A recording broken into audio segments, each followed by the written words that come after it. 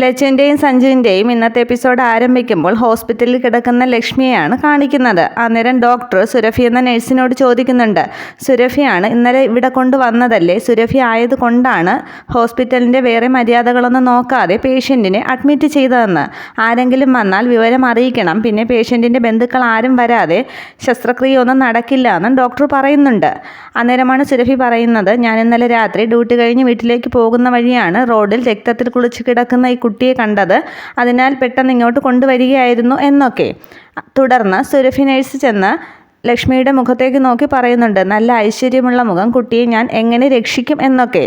തുടർന്ന് കാണിക്കുന്നത് സ്വാതി ഫ്രണ്ട്സിനോടൊപ്പം ഒരു റെസ്റ്റോറൻറ്റ് ഇരിക്കുന്നതാണ്. ഫ്രണ്ട്സ് പറയുന്നുണ്ട്, ഇങ്ങനെ ഒരു ചെറിയ ട്രീറ്റിൽ ഒതുക്കണ്ട, നമുക്ക് വീട്ടിലൊരു പാർട്ടി വയ്ക്കാം, നിൻ്റെ പാർട്ടിയെ കൂടി വിളിക്കണം, ഞങ്ങൾ ഫോട്ടോയിൽ മാത്രമേ കണ്ടിട്ടുള്ളൂ എന്ന്. അന്നേരം ഞാൻ അച്ഛനോടും അമ്മയോടും സംസാരിക്കാമെന്നും സ്വാതി പറയുന്നുണ്ട്. അതേസമയം ഹോസ്പിറ്റലിൽ സുരഭി വേറൊരു സിസ്റ്ററിനോട് പറയുന്നുണ്ട്, ബന്ധുക്കളാരും വരാത്തത് കൊണ്ടാണ് ഇങ്ങനെ അനാസ്ഥ കാണിക്കുന്നത്.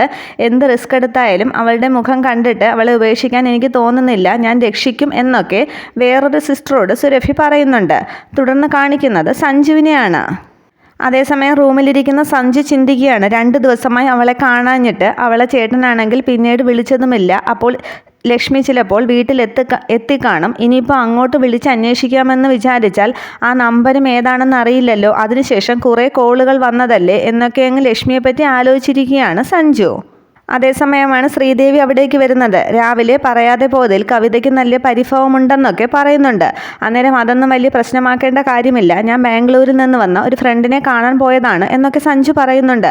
അന്നേരവും ശ്രീദേവി ആശങ്കപ്പെടുകയാണ്, എൻ്റെ മോൻ ഇങ്ങനെയൊന്നും അല്ലായിരുന്നു, എന്തോ വലിയ പ്രശ്നം നിന്നെ അലട്ടുന്നുണ്ട്, ഞാൻ നിൻ്റെ അമ്മയല്ലേ എന്നൊക്കെ ശ്രീദേവി ചോദിക്കുന്നുണ്ട്.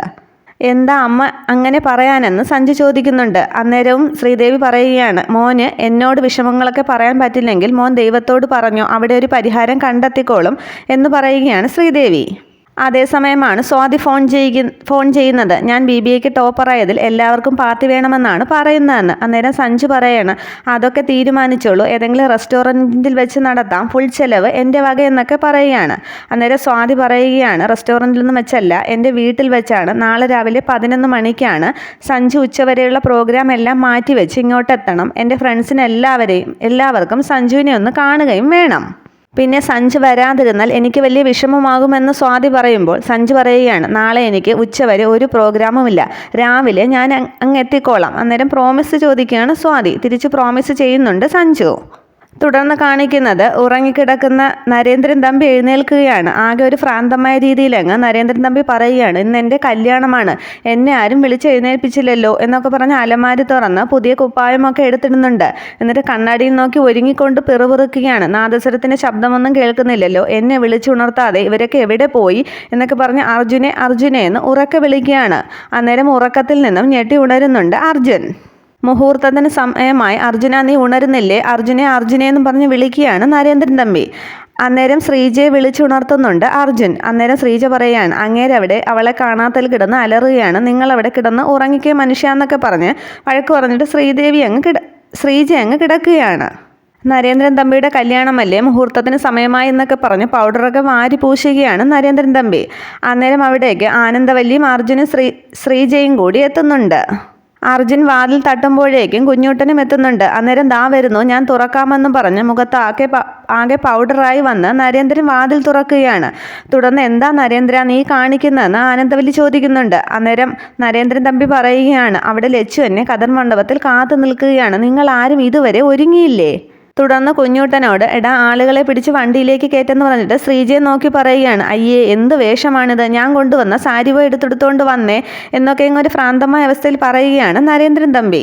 അന്നേരം ശ്രീജ പറയുകയാണ്, നരേന്ദ്രേട്ടൻ പിച്ചും പേയും പറയാതെ അവൾ അങ്ങ് പോയി, അന്നേരം നീ ദേഷ്യമുണ്ടെന്ന് കരുതി എന്തും പറയാമെന്നായോ എന്നോടെന്ന് നരേന്ദ്രൻ തമ്പി ദേഷ്യപ്പെടുന്നുണ്ട്. തുടർന്ന് അർജുൻ പറയുകയാണ്, അളിയ ഇത് രാത്രിയാണ്, അവൾ ഇന്നലെ ഇവിടെ നിന്ന് പോയില്ലേ? അന്നേരം പുറത്തേക്ക് നോക്കിയിട്ട് നേരം പുലർന്നില്ലേ എന്ന് നരേന്ദ്രൻ തമ്പി ചോദിക്കുന്നുണ്ട്. അന്നേരം ഒരു മയത്തിൽ അർജുൻ പിടിച്ചിട്ട് പറയുകയാണ്, അതെ അളിയ, കല്യാണമൊക്കെ രാവിലെയല്ലേ, അളിയൻ ഇങ്ങോട്ട് വന്നേ എന്നും പറഞ്ഞ് അകത്തേക്ക് കൂട്ടിക്കൊണ്ടുപോവുകയാണ് നരേന്ദ്രൻ തമ്പി അർജുൻ. ഇതൊക്കെ കണ്ട് ആനന്ദവല്ലി ആശങ്കപ്പെടുന്നുണ്ട്, ദൈവമേ ഇവന് മുഴുത്ത ഭ്രാന്തായോന്ന്. അന്നേരം കുഞ്ഞൂട്ടനെ നോക്കി ചിരിക്കുകയാണ് ശ്രീജ. തുടർന്ന് കാണിക്കുന്ന ഹോസ്പിറ്റലിൽ തന്നെയാണ്. ഡോക്ടർ വന്ന് സുരഭിയോട് ചോദിക്കുന്നുണ്ട്, ശസ്ത്രക്രിയയ്ക്ക് ഞാൻ റെഫർ ചെയ്തിട്ടുണ്ട്, ബില്ല് ആരാണ് പേയ്മെൻറ്റ് ചെയ്യുന്നതെന്ന്. അന്നേരം സുരഭി ഞാൻ അടച്ചോളാം, ബാക്കിയുള്ളത് സാലറിയിൽ നിന്ന് പിടിച്ചോളൂ എന്നൊക്കെ. അന്നേരം വേറെ ഡോക്ടർ പറയാണ് ബ്ലഡ് ഗ്രൂപ്പ് ഇവിടെ ഇല്ല, അതുള്ളത് അന്വേഷിക്കണം, ഞാൻ ബ്ലഡ് ബാങ്കിൽ അന്വേഷിച്ചു, അവിടെ ഇല്ലെന്നാണ് പറയുന്നതെന്നൊക്കെ. 2 പേരെ നമ്മുടെ ലിസ്റ്റിലുള്ളൂ, ഒന്ന് സഞ്ജയ് പണിക്കർ, ഒന്ന് വേറെ ആരുടെ പേര് പറയുന്നുണ്ട്. അന്നേരം സഞ്ജയ് പണിക്കർ എന്ന് മനസ്സിലോർക്കുകയാണ് സുരഭി. അതേസമയം രാവിലെ ഒരുങ്ങി റെഡിയാവുന്ന സഞ്ജുവിനോട് കാവേരി പറയുന്നുണ്ട് ദിനേശേട്ടൻ പോയിട്ട് ഒരു വിവരവും ഇല്ല എന്ന്. അപ്പച്ചി വിളിച്ചില്ലേന്ന് ചോദിക്കുമ്പോൾ വിളിച്ച് സ്വിച്ച് ഓഫ് ആണെന്നൊക്കെ കാവേരി പറയുകയാണ്. തുടർന്ന് മുത്തശ്ശൻ പറയുകയാണ് അവൻ്റെ കയ്യിൽ എവിടെന്നോ കുറച്ച് കാശ് കിട്ടി കാണും, അതാണ് വരാത്തെന്ന്. അന്നേരം കവിതയും പറയുന്നുണ്ട് ആരെയോ പറ്റിച്ചുണ്ടാക്കിയ കാശാണ്, അത് തീരുമ്പോൾ ദിനേശേട്ടൻ ഇങ്ങോട്ട് എത്തിക്കോളുമെന്നൊക്കെ. തുടർന്ന് ഞാൻ അന്വേഷിക്കാമെന്ന് സഞ്ജു പറയുകയാണ്. ശ്രീദേവിയും പറയുന്നുണ്ട് ദിനേശൻ്റെ സുഹൃത്തുക്കളോടൊക്കെ അന്ന് അന്വേഷിക്കുക, അവളുടെ വിഷമം അവൾക്കല്ലേ അറിയാവൂന്ന്. അന്നേരം കാവേരിയെ ആശ്വസിപ്പിക്കുകയാണ് സഞ്ജു. തുടർന്ന് ഇനി ഇരുന്നാൽ പാർട്ടിക്ക് ലേറ്റാവുമെന്നും പറഞ്ഞ് സഞ്ജു എഴുന്നേൽക്കുമ്പോൾ കുറേ ഫയലുകൾ എടുത്തിട്ട് കവിത പറയുകയാണ് നിന്നെ ഉദ്ദേശിച്ചാണ് ഞാനിവിടെ ഇരുന്നത് എന്നൊക്കെ. അന്നേരം ഫയൽ സഞ്ജു എടുക്കുമ്പോഴേക്കും സുരഭി സഞ്ജുവിൻ്റെ ഫോണിലേക്ക് വിളിക്കുകയാണ്. അന്നേരം കവിത ഫോൺ കട്ട് ചെയ്തിട്ട് ഇതേതോ നമ്പറാണ്, വേണ്ടവർ പിന്നെ വിളിച്ചോലും, നീ അത് നോക്കെന്ന് കവിത സഞ്ജുവിനോട് പറയുകയാണ്. തുടർന്ന് വീണ്ടും സുരഭി ഫോൺ ചെയ്യുമ്പോൾ കവിത ദേഷ്യപ്പെടുകയാണ്. കോമൺ സെൻസ് ഇല്ലാത്ത ആരാണ് വിളിക്കുന്നത്, കട്ട് ചെയ്താൽ അറിഞ്ഞൂടെ, ബിസിയാണ്, തിരിച്ചു വിളിക്കാൻ പറ്റില്ല എന്നൊക്കെ. വീണ്ടും കവിത കട്ട് ചെയ്യാനായി പോകുമ്പോൾ മുത്തശ്ശൻ പറയുകയാണ് അത് വേണ്ടപ്പെട്ടവരോ അത്യാവശ്യപ്പെട്ടോ ആയിരിക്കും, മോൻ എടുക്കും മോനെ എന്ന്. അന്നേരം സഞ്ജു ഫോൺ എടുത്ത് പറയുന്നുണ്ട് നിങ്ങളൊരു 10 മിനിറ്റ് കഴിഞ്ഞ് വിളിക്കുക, ഞാനൊരു മീറ്റിങ്ങിലാണെന്ന്. അന്നേരം നിരാശയോടുകൂടി ഫോൺ വയ്ക്കുകയാണ് സുരഭി. തുടർന്ന് പാർട്ടിക്ക് സ്വാതിയുടെ വീട്ടിൽ എല്ലാവരും എത്തിക്കഴിഞ്ഞു. കാഞ്ചന സ്വാതിയോട് പറയുകയാണ് സഞ്ജുവിനെ വിളിക്കാൻ. തുടർന്ന് സ്വാതി ഫോൺ ചെയ്യുമ്പോൾ ഞാൻ 10 മിനിറ്റിനുള്ളിൽ എത്തും, ഓൺ ദ വേ ആണെന്ന് സഞ്ജു പറയുന്നുണ്ട്. സ്വാതി തിരിച്ച് മറുപടി പറയുമ്പോഴും കാഞ്ചനയ്ക്ക് എന്തൊക്കെയോ സംശയങ്ങളൊക്കെ തോന്നുന്നുണ്ട്. തുടർന്ന് സുരഭി വീണ്ടും ഫോൺ ചെയ്യുകയാണ് സഞ്ജുവിനെ. സഞ്ജു കോൾ അറ്റൻഡ് ചെയ്യുന്നുണ്ട്. ഞാൻ RJ ഹോസ്പിറ്റലിലാണ് വിളിക്കുന്നത്, സാറിൻ്റെ ബ്ലഡ് B നെഗറ്റീവ് അല്ലേ, ഇവിടെ ഒരു രോഗി ക്രിട്ടിക്കലായിട്ട് കിടക്കുകയാണ്, സാറൊന്ന് വന്നാൽ ആ രോഗി രക്ഷപ്പെടുമെന്നൊക്കെ. അന്നേരം സോറി പറഞ്ഞ് സഞ്ജു പറയുകയാണ് ഞാനൊരു ഒഴിവാക്കാൻ പറ്റാത്ത കേസ് അറ്റൻഡ് ചെയ്യാൻ പോവുകയാണ്, ഇപ്പോൾ വരാൻ പറ്റില്ല എന്നൊക്കെ. അന്നേരം ഞാൻ 1 മണിക്കൂർ കഴിഞ്ഞ് വന്നാൽ മതിയോ എന്ന് സഞ്ജു ചോദിക്കുന്നുണ്ട്. അന്നേരം ആ പേഷ്യൻ്റ് ജീവനോടെ കാണില്ല, ആരോ തലക്കടിച്ച് വീഴ്ത്തി അബോധാവസ്ഥയിലായ പെൺകുട്ടിയാണ്, സാറ് വന്നാൽ ഒരു ജീവൻ രക്ഷിക്കാമെന്നൊക്കെ സുരഭി പറയുന്നുണ്ട്. ഇതുവരെ ആ കുട്ടി ആരാണെന്ന് പോലും എനിക്കറിയില്ല, 2 രാത്രി ആ കുട്ടിക്ക് വേണ്ടി ICUവിൽ ഞാൻ കൂട്ടിയിരിക്കുകയാണ്, സാറിനെ പോലെയല്ലേ ഞാനും, സാറ് വരുമോ പ്ലീസ് എന്നൊക്കെ സുരഭി ചോദിക്കുന്നുണ്ട്. സാറിൻ്റെ അമ്മയോ സഹോദരിയാണെങ്കിൽ എന്ത് തിരക്കായാലും സാറ് മാറ്റിവെക്കല്ലേ, സോറി സാർ, ഇനി എനിക്കൊന്നും പറയാനില്ല, സാറ് വന്നാൽ ആ കുട്ടിയുടെ ജീവൻ രക്ഷിക്കാൻ പറ്റും എന്ന് പറഞ്ഞ് ഫോൺ കട്ട് ചെയ്യുകയാണ് സുരഭി. തുടർന്ന് സുരഭി പോയി ഡോക്ടറോട് പറയുന്നുണ്ട് സോറി സാർ, 2 പേരെയും കോൺടാക്റ്റ് ചെയ്തു, ഒരാൾ 1 മണിക്കൂർ കഴിഞ്ഞാണ് വരാൻ പറയുന്നത് എന്നൊക്കെ. അന്നേരം 1 മണിക്കൂർ കഴിഞ്ഞ് അയാൾ എത്തുമെന്ന് ഉറപ്പുണ്ടോ എന്ന് ഡോക്ടർ ചോദിക്കുന്നുണ്ട്.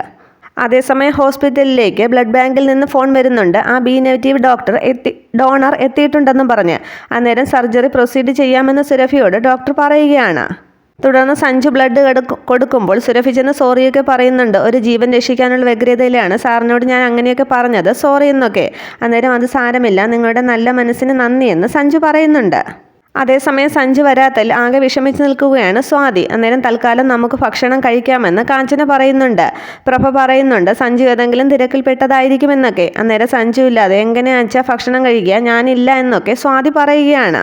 എത്ര തവണ ഫോൺ വിളിച്ചിട്ടും എടുക്കുന്നില്ല എന്നൊക്കെ സ്വാതി പറയുകയാണ്. അന്നേരം കാഞ്ചന പറയുകയാണ് എങ്കിൽ നീ ഞങ്ങൾ പറയുന്നത് കേൾക്ക്, നീ വിളിച്ചു വരുത്തിയ നിൻ്റെ ഫ്രണ്ട്സാണ് വന്നിരിക്കുന്നത്, അവരെ അപമാനിക്കരുത് എന്നൊക്കെ.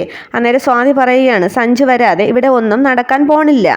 തുടർന്ന് കവിതയെ ഫോൺ ചെയ്ത് കാഞ്ചന ചോദിക്കുന്നുണ്ട് സഞ്ജു ഓഫീസിലാണോ വീട്ടിലാണോ എന്നൊക്കെ. അല്ല, ഇവിടെ നിന്ന് എപ്പോഴേ പുറപ്പെട്ടു, ചന്ദ്രകാന്തം എന്ന് പറഞ്ഞാണ് ഇവിടെ നിന്നും പുറപ്പെട്ടതെന്നൊക്കെ. അവൻ ഫോൺ ഓഫ് ചെയ്ത് വച്ചിരിക്കുകയാണ്, ഇനി എന്താണ് ചെയ്യേണ്ടത് എനിക്കറിയാം എന്ന് പറഞ്ഞ് കാഞ്ചന ഫോൺ വയ്ക്കുന്നു. തുടർന്ന് സ്വാതിയോട് കാഞ്ചന ചെന്ന് പറയുന്നുണ്ട് അവൻ ഇതിനേക്കാൾ പ്രധാനപ്പെട്ട എന്തെങ്കിലും തിരക്കിൽ പെട്ടുപോയതായിരിക്കും, അവൻ ഇനി വരാൻ പോകുന്നില്ല എന്നൊക്കെ. അന്നേരം സഞ്ജു വരാതെ ഇവിടെ ഒന്നും നടക്കില്ല എന്ന് വീണ്ടും പറഞ്ഞ് മുകളിലേക്ക് പോവുകയാണ് സ്വാതി. സ്വാതിയുടെ വിഷമം കണ്ട് ഫ്രണ്ട്സൊക്കെ തിരികെ പോവുകയാണ്. സ്വാതി വിഷമിച്ചിരിക്കുകയല്ലേ, നമുക്ക് പിന്നീട് ഭക്ഷണം കഴിക്കാം, ഇനി ഒരിക്കലാകാം എന്നൊക്കെ പറഞ്ഞ് അവരെല്ലാം അവിടെ നിന്നും പോവുകയാണ്.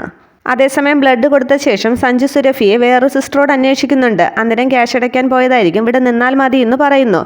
തുടർന്ന് ഞാനിപ്പോൾ ഒരു പേഷ്യൻറ്റിന് ബ്ലഡ് കൊടുത്തു, ആ പേഷ്യൻറ്റിൻ്റെ പേരെന്താണെന്ന് ചോദിക്കുമ്പോൾ സിസ്റ്റർ അമ്മു എന്ന് പറയുകയാണ് സഞ്ജുവിനോട്.